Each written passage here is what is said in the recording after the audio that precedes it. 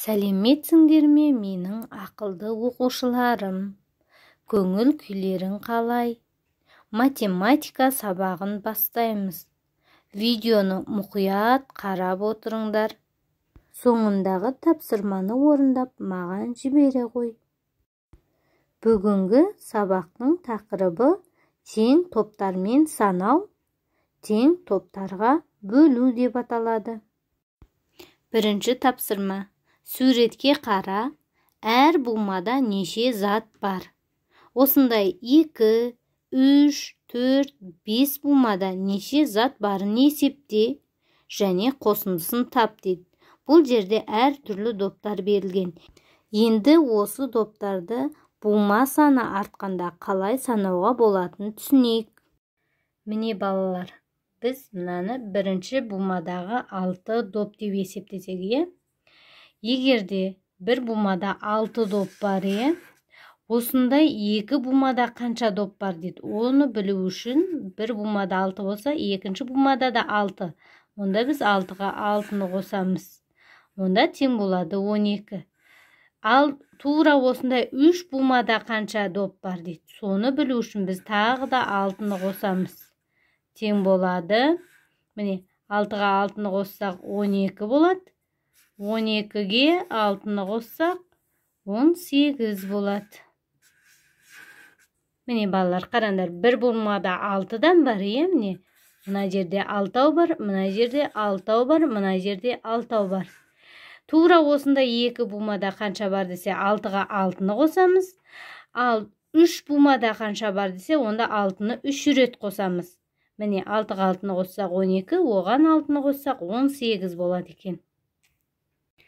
Енді балалар, мына екінші бумаға қарайық. Бұл жерде 4 футбол добы бар. Мына жерде де 4 доп бар екінші бумада. Үшінші бумада да 4 доп, төртінші бумада да 4 доп бар. Енді айтады бізге, бір бумада 4 доп бар. Осында 2 бумада қанша бар екен білу үшін 4-ге 4-ті қосамыз, яғни 4-ті 2 рет қосамыз. 1-2 рет. Ол 8 болады, некеуін қоссақ. Енді айтады, осындай 3 бумада қанша доп бар дейді. Онда тағы 1 рет қосамыз 4-ті. 8-ге 4-ті қоссақ 12 болады мына жерде. Енді тағы да бір буманы қосайық. Сонда 4 бумада қанша болатын білу үшін 12-ге 4-ті қоссақ 16. Сонда қараңдар балалар. Бір бумада 4 доп бар. Осында 2 бумада қанша бар десе, 4-ті 4-ге қосамыз. Ал 3 бумада қанша бар десе, 4-ті 1, 2, 3 рет қосамыз. 4 бумада қанша бар десе, 4-ті 1, 2, 3, 4 рет қосамыз. Сонда тең болады 12, 16 екен. Енді қарайық. Бір бумада 3 доптан бар. Барлығында 3.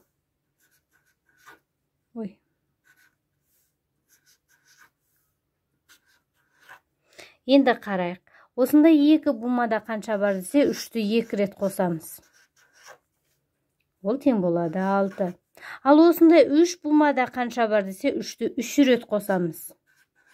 6-ға 3-ті қоссақ 9. Осындай 4 бумада қанша бар десе, оған тағы да 1 3-ті қосамыз. Яғни 3-ті 4 рет қосамыз. 9-ға 3-ті қоссақ 12. Егерде осындай 5 бумада қанша доп бар десе, онда біз 3-ті 5 рет қосамыз. 1, 2, 3, 4. Енді 5-ші рет қосамыз. Сонда 12-ге 3-ті қоссақ тең болады 15 екен. Сонымен қарайық міне. 5 бумада қанша бар екен білу үшін 3-ті біз 1, 2, 3, 4, 5 рет қостық. Сонда тең болады 15 екен. Әмірде 12 доп бар дейтіне сана көрек. 1, 2, 3, 4, 5, 6, 7, 8, 9, 10, 11, 12 дейді. Ол осы доптарды 6-дан қораптарға салды дейді. Сонда неше қорап қажет болады дейді. Кәне көрек. 1, 2, 3, 4, 5, 6-ауын. Міне, мына 6-ауын мына қорапқа салдық дейік. Мына жерде 6-ау болды. Ал мына екінші қатардағы 6-ауын мына қорапқа салды дейік. Сонда Неше қорап қажет екен? 2 қорап қажет екен. Немесе оны былай істеуге болады. 12-ден 6-ны азайтамын, және де 6-ны азайтамын. Сонда тең болады. 12-ден 6-ны азайтсам 6, 6-дан 6-ны азайтсам 0. Сонда неше рет 6-ны азайттық? 2 рет азайттық. Сонда міне 2 қорап қажет екені осыдан шығады екен балалар. Келесі тапсырмаға қарайық. Дене шынықтыру сабағында мұғалім 28 оқушыны әр қатарға 7-ден тұрғызды. Неше қатар болды? Яғни бір қатарда 7 баладан тұрады екен. Оны білу үшін, неше қатарға тұрғанын білу үшін 28-ден 7-ні азайтамыз. 21 қалады. Одан тағы да 7-ні азайтамыз. 14 қалады. 14-тен тағы да 7-ні азайтамыз. 7 қалады. 7-ден 7-ні азайтамыз. 0 қалады. Яғни 0 шыққанша азайтсақ, сонда 4 рет азайтады екенбіз.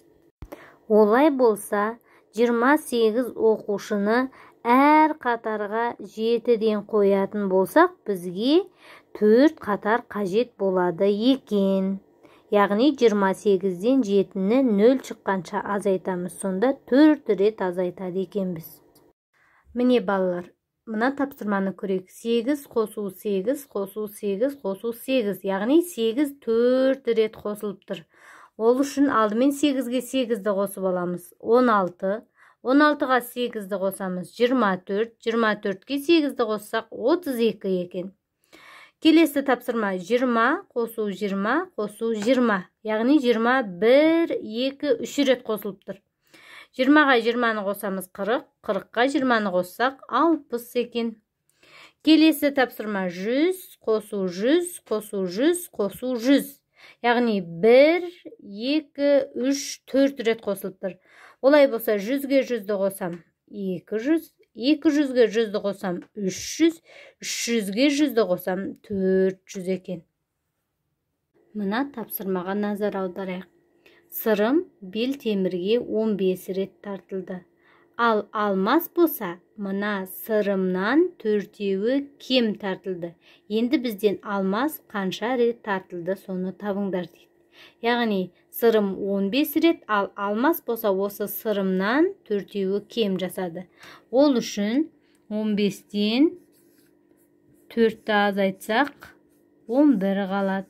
Жауабы алмас белтемірге 11 рет тартылды. Енді әсіне назар аударайық. Сырым 15 рет тартылды. Бұл алмасқа қарағанда 4-еуі артық дейді.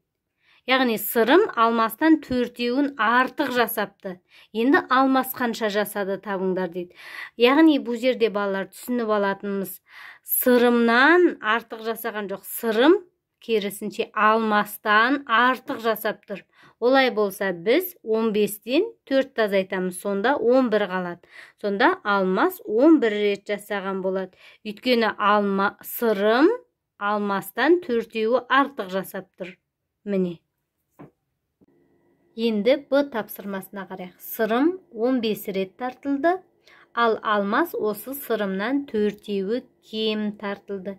Енді есеп сұрайды, екеуі бірігіп барлығы қанша рет тартылды. Ол үшін алдымен алмас неше рет тартылғанын тауып алу керек. Ол сырымнан 4-еуі аз тартылып тұр. Онда 15-тен 4-ті азайтамыз, тең болады 11. Бұл алмастың тартылғаны. Енді барлығын табу үшін мына сырым мен алмастың тартылған сандарын қосу керек. Сонда 15-ге 11-ді қоссақ, екеуі барлығы. Мына тапсырманы дәптерге орындап маған жібере ғой. Көңілді старт эстафетасына қатысқан әр командада 5 оқушыдан болды. Осындай 7 командада неше оқушы болды? Әр командада 5 оқушы. Ал 7 командада неше оқушы? Ол үшін 5-ті 7 рет қосу керек. Мен спорт туралы не білемін атты білгірлер сайысына қатысқан әр оқушыға 10 сұрақтан қойылды.